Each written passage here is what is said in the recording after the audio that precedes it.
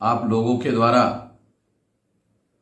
बहुत प्रयास के द्वारा, बहुत मुश्किलों के द्वारा आप लोगों ने इस कार्यक्रम का नियोजन किया है।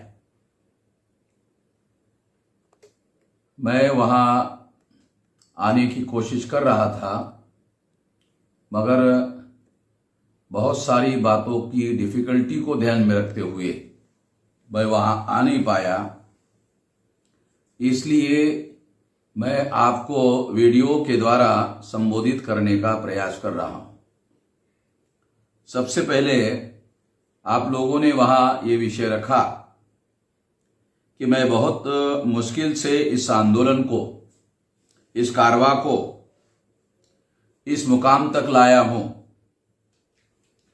और मेरे समाज के लोगों का इस कारवां को अगर वो आगे ले जा सकते हैं तो लेकर जाए, और मगर पीछे किसी भी हालत में जाने मत दे, ऐसा बाबा साहब अम्बेडकर ने कहा था। तो मैं आप लोगों को ये बताना चाहता हूं कि मैं उम्र के 18 साल 3-4 महीने का समय रहा होगा, तब से लेकर ये देशव्यापी संगठन निर्माण करने के लिए, ताकि देशव्यापी आंदोलन खड़ा किया जा सके, इसके लिए जद्दोजहद किया। और आज मेरी उम्र 65 साल की हो गई है, और इस 65 साल की उम्र में लगभग अगर कैलकुलेट किया जाए तो 47 साल का समय हो गया है। और इस 47 साल में हम लोग 31 राज्यों में, 567 जिलों में और 4000 से ज़्यादा तहसीलों में, 22,000 से ज़्यादा ब्लॉक में और 1.5 लाख से ज़्यादा गांवों में हमने हमारा संगठन का जाल फैलाया है। और ये बहुत बड़े पैमाने पर संगठन का जाल फैलाया है और एक विशाल संगठन, संगठित शक्ति का निर्माण करने में हम कामयाब हुए। और ये कामयाबी 6 अक्टूबर को हमने नागपुर में दिखाई, जहां 2-3 लाख लोगों का जमावड़ा इकट्ठा हुआ। बहुत बड़े पैमाने पर हमारी शक्ति संगठित हुई और वहां पुलिस लोगों ने सारी ताकत लगाकर, सारी गाड़ियां लगाकर और विदर्भ से 8,000 पुलिस लोगों का बल मंगाकर भी वो हमारे लोगों को जेल में डालने के लिए कामयाब नहीं हुए। और हम लोग अपने आंदोलन में सफल हुए और कमिश्नर को इस बात को स्वीकार करना पड़ा कि हमारी विजय हो गई है, आपका गनीमी कावा सफल हो गया है, ऐसा खुद कमिश्नर कह रहे थे। तो इसलिए हमने जो संगठित शक्ति का निर्माण 47 साल तक लगाकर किया, तो इसकी वजह से इतना विशाल आंदोलन खड़ा करने में हम लोग कामयाब हो गए। और इस कामयाबी की वजह से और राष्ट्रव्यापी भौगोलिक नेटवर्किंग की वजह से, राष्ट्रव्यापी सोशल नेटवर्किंग की वजह से यह आंदोलन सफल हुआ। इसलिए बाबा साहब अम्बेडकर ने जो कहा था, एक बाबा साहब अम्बेडकर का अनुयायी होने की वजह से, एक ईमानदार अनुयायी होने के नाते बाबा साहब अम्बेडकर चाहते थे कि इस कारवां को हम लोग आगे बढ़ाकर दिखाए, एक अनुयायी बनकर आगे इस कारवां को आगे बढ़ाकर दिखाए। तो हमने इस कारवां को पीछे नहीं जाने दिया और इस कारवां को आज राष्ट्रव्यापी संगठन में, राष्ट्रव्यापी आंदोलन में रूपांतरित कर दिया है। तो ये कारवां अब आगे बढ़ता हुआ नजर आ रहा है। तो अभी ये कहने की कोई जरूरत नहीं है कि ये आंदोलन पीछे गया, ये आंदोलन अब आगे की दिशा में चल दिया है। ये हमारे सभी लोगों के प्रयास का नतीजा है, ये हमारे कोशिशों का नतीजा है। सभी लोगों ने मिलजुल कर ये संगठित शक्ति निर्माण करने का जो कार्य किया, उसका ये नतीजा है, ये फायदा है।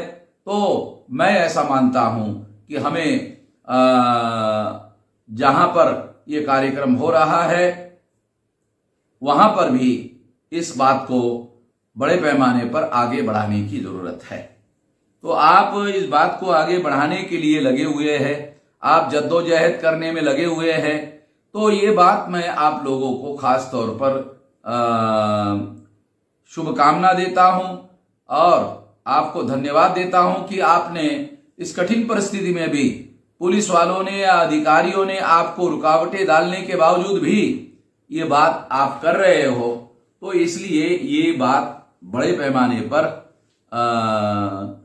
दिखाई दे रही है कि केंद्र सरकार और राज्य सरकार बीजेपी की कानून और संविधान की शपथ लेते हैं और कानून और संविधान की शपथ लेने के बावजूद भी आर्टिकल 19 का उल्लंघन करते हैं और तमाम दूसरे संगठनों को कार्यक्रम करने देने के लिए अवरोध खड़ा करते हैं, सरकारी मशीनरी का उपयोग करते हैं और उपयोग क्या दुरुपयोग करते हैं। ऐसा इस बात से सिद्ध होता है और इससे यह भी सिद्ध होता है कि ये संविधान के विरोध में कार्य में लगे हुए हैं। ये आरएसएस के बच्चे हैं जो इस तरह का काम करने में लगे हुए हैं। तो इसलिए इसी बात की वजह से हम लोगों ने आरएसएस के हेडक्वार्टर पर मोर्चा निकालने का ऐलान किया था। अभी मामला हमारा सुप्रीम कोर्ट में पेंडिंग है और सुप्रीम कोर्ट अगर इस बात की इजाजत देता है तो हम ये आंदोलन जरूर निकालेंगे और दोबारा आरएसएस के हेडक्वार्टर पर मोर्चा लेकर जाएंगे। तो इसके लिए हम हर संभव कोशिश कर रहे हैं, हर संभव लड़ाई लड़ रहे हैं। ये हमारा अधिकार है। इस अधिकार को ध्यान में रखते हुए खास तौर पर हम लोग ये लड़ाई लड़ रहे हैं, संविधान की सुरक्षा करने के लिए लड़ाई लड़ रहे हैं। ये बात ध्यान रखना जरूरी है।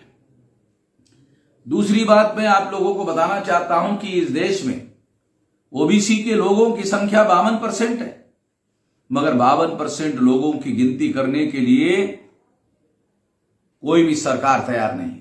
आज ओबीसी का ही प्रधानमंत्री नरेंद्र मोदी है, मगर उसने ओबीसी की जाति आधारित गिनती के विरोध में ही सुप्रीम कोर्ट में हलफनामा दिया। ये कैसा प्रधानमंत्री है ओबीसी का जो ओबीसी के ही विरोध में काम कर रहा है? ये हैरान करने वाली बात है।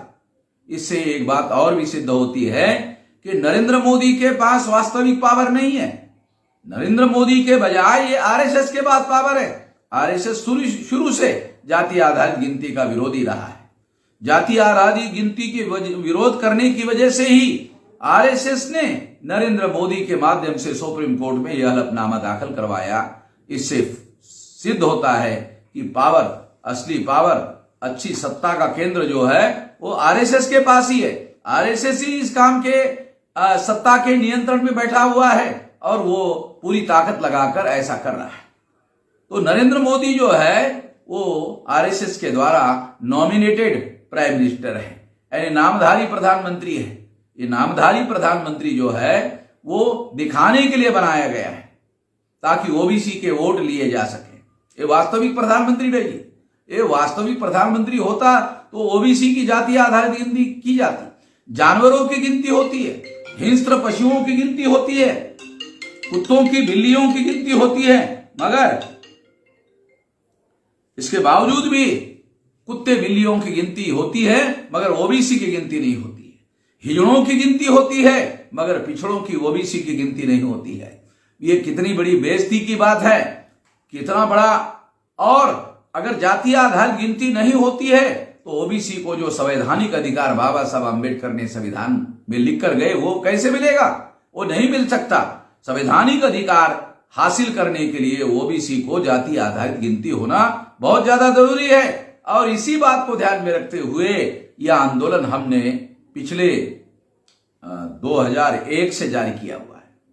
अभी 20 साल हो गए हैं अभी इस आंदोलन को, और आने वाले समय में नवंबर के लास्ट वीक में फिर हम लोगों ने भारत बंद का ऐलान किया हुआ है।